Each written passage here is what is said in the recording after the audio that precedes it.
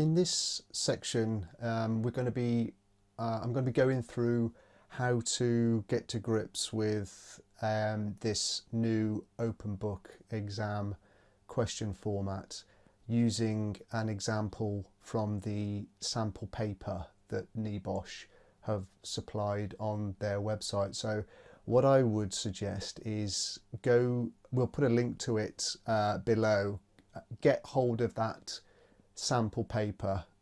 So just follow the link, get the sample paper, download it to your device, because with the open book exam question format there's quite a lengthy scenario that you're provided with, and then the questions on the exam paper are all based on that scenario. So go and get that paper and have a read through the scenario, and then what's about to follow hopefully will make a bit more sense. It's really, really important to embrace the fact that you need to demonstrate, you need to write in such a way that you're demonstrating your understanding of a subject and that you understand how to apply it to a scenario. You're not writing simply to demonstrate that you can remember something, because it's an open book exam. The people that are writing the questions obviously know full well that you've got complete access to all of your notes, all of the materials, everything that's on the internet. So it's no longer sufficient to just be able to recall facts, because it's not relevant to open book exams. What you need to be able to do is demonstrate that you can apply, that you understand what you're talking about and you can apply it to a situation. Now that involves writing in a slightly different way. You're not simply summarising information or that you found on the internet or in your course notes. You're not just simply rephrasing it, but you're actually demonstrating that you understand it and that you can apply it. So what I'm going to go through is a 4-point plan to help you with that process, using an example from this sample paper that NEBOSH have provided on their website. Pause the video, get that sample paper, download it, read it through, come back and replay it from this point. Assuming that you've done that, let's take a look at one of the questions in that scenario. It says that basically the scenario was there's a problem with car parking in the car park, and one of the tasks that you've got on the sample paper is discussing moral reasons for managing health and safety. You've been asked to chair the Health and Safety Committee meeting. Before the meeting, you decide that you will open the meeting by reminding everyone of moral expectations of health and safety. Prepare notes of the moral arguments you will use at the meeting, and there's a note to say that you should support your answer, where applicable, using relevant information from the scenario. Now the 4-point plan that's useful here, PERS, P-E-R-S. Number 1, P, have a point. Have an argument, be clear in your mind about what your point is, and then you've got something to build the rest of your answer around. So let's break it down a little bit further using an example. So just to look at the question again, you decide that you'll open the meeting by reminding everyone of moral expectations of health and safety. Prepare notes of the moral arguments you'll use at the meeting. So what we need is a point here. We need to come up with an argument. This is a 10-point question, so what you're going to want to do is come up with at least 10 points here that you can make that will be good arguments for good moral arguments for health and safety. So, I mean, you looking at your notes, you should know that when it comes to arguments for health and safety, there's basically 3 spheres of influence. There's moral arguments, there's legal arguments, and there's financial arguments. So this is obviously around moral arguments. And you know, if you've read your notes and you've done some research,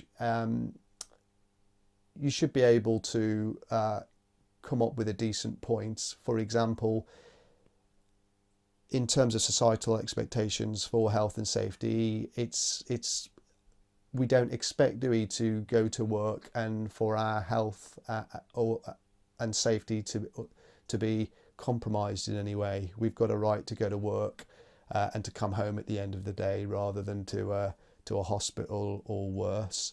So it's unacceptable for people to be placed in a position where they can be harmed while they're at work. And clearly, if you read the scenario, the company that's featured in the scenario are clearly failing in that. So this is your point then. This is a point that you can make. It's unacceptable for people to be hurt when they're at work, and the company is failing in their duty of care to keep people safe. Okay, that's the point. That's the P of the PERS, P-E-R-S format structure that I'm going to be going through. But on its own, you're not going to get much credit for just restating that, because that argument, that point, will be in your notes, or you can find that point in lots of places on the internet. So just putting that down as part of your answer and leaving it there, you won't do very well with that approach. What we need to do is demonstrate that we can apply this knowledge to an actual practical workplace scenario that we've been provided with, in this case by NEBOSH. The E, number 2, E is evidence. So what is the evidence that you can produce that supports your argument?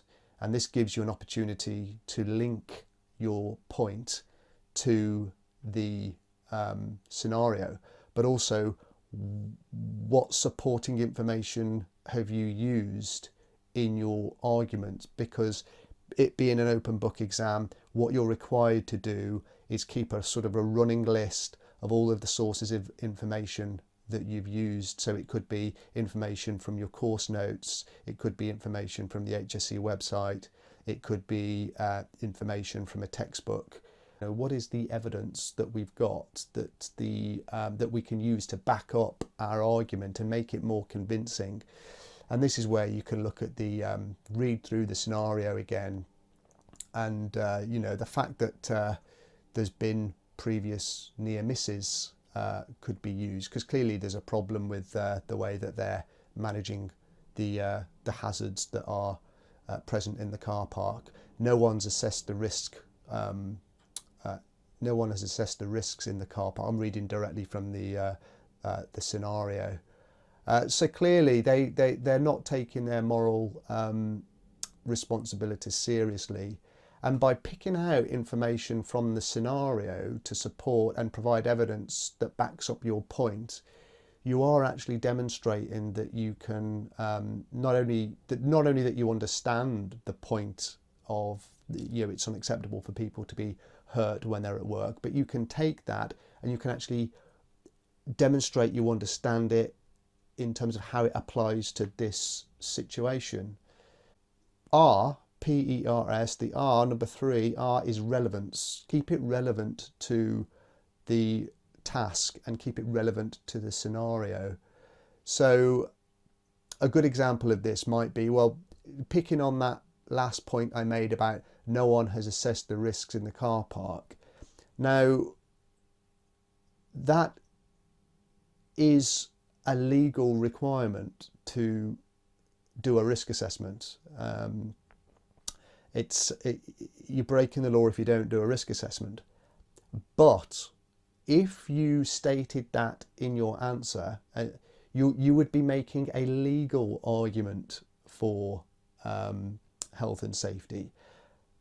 That's not relevant to the question that's been asked. Going back to the question, it's quite clear that you are to prepare notes of the moral arguments that you will use at the meeting, not the legal arguments that you will use at the meeting. So whilst it might be technically correct that yes, you are required to legally carry out risk assessments, it's not relevant to this question.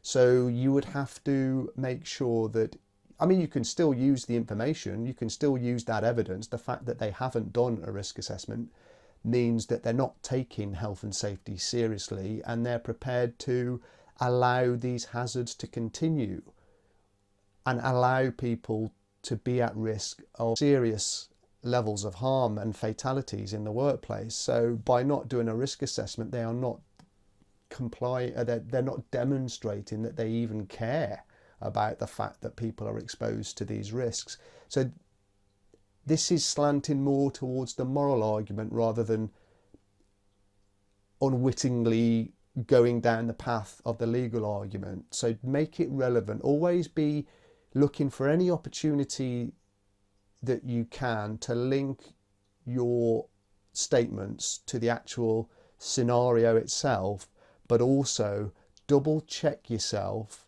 that you're keeping your statements relevant to the task you've actually been set. The S is to keep it succinct. And this could be quite challenging, because with the word count, you've got across the whole paper, the word count is 3,000 words across the whole paper with a 10% leeway. And there's 100 points available. So there's 10 questions. So each question basically has 10 points allocated to it.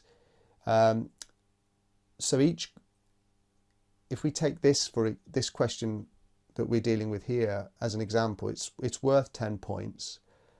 So if we want to get 10 points, we really need to be looking at making 10 moral arguments. So you've got 300 words to make 10 moral arguments, which, if you break it down even further, for each argument that you want to make, you've got basically 30 words, which is not a lot. So what I suggest is, when you do it in stages. So do a rough draft first, stick into this 4-point plan of have a point/argument, make sure you've got plenty of evidence to support your argument and you're quoting that evidence. Make sure it's and what I mean by that is, make sure you keep a list of the sources that you use. Keep it relevant to the scenario and to the thing that you've been tasked with, and keep it succinct. But maybe on the first draft, just get your thoughts out. Just kind of don't worry about word count at this point. Just get it all out onto the onto the paper, and then when you're happy that you've hit the first three things, that have a point/argument, have the evidence, keep it relevant, then you can prune it, you can polish it afterwards. You can go through it again and remove any redundant words or any duplicate words that you've used, or you can pick out where you've kind of made repetitive statements, or you've made statements that on a second reading you don't think actually do a good enough job of supporting the point that you want to make. And you can start clipping it out and cutting things out and being a bit more selective in the things that you want to say, because on your first rough draft you might have over 100 words or something like that, which is going to be far too many words. See if you can prune it right down so that you can still make the point, still have the evidence for it, make sure it's relevant, but make sure that you haven't used an excessive amount of words to get there. I'm hoping that you'll find it useful to have some structure around tackling these open book exam questions. What you must remember is you cannot simply just restate information that you've got in your notes. There's going to be no credit available to you for doing that.